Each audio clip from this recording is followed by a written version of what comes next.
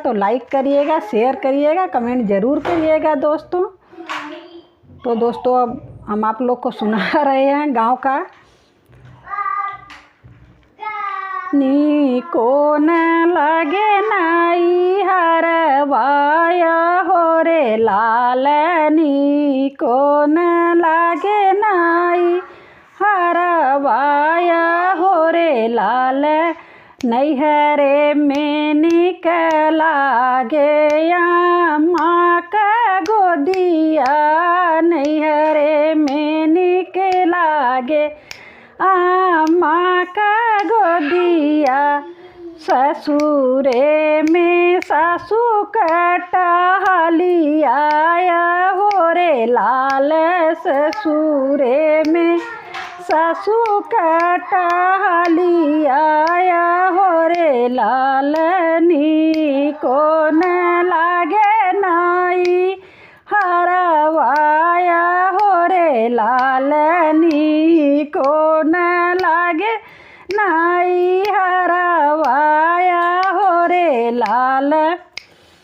नैहरे में निकला गे धानी रंग चुंदरिया, नैहरे में निकला गे धानी रंग चुंदरिया,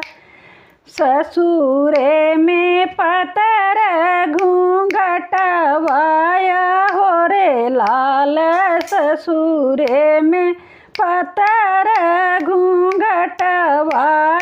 हो रे लाल, नी को न लगे नाई हरवाया हो रे लाल, नी को न लगे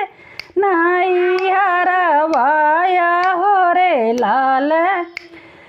नैहरे में निकला गे सखी संग कजरिया, नैहरे में निकला गे सखी संग कजरिया, ससुरे में तोरा संग रंगनिया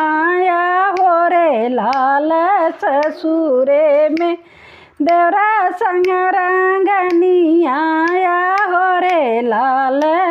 नी को न लागे नाई हरवाया हो रे लाल, नी को न लागे नाई हरवाया हो रे लाल। नमस्कार दोस्तों, अच्छा लगे तो सब्सक्राइब करिएगा दोस्तों।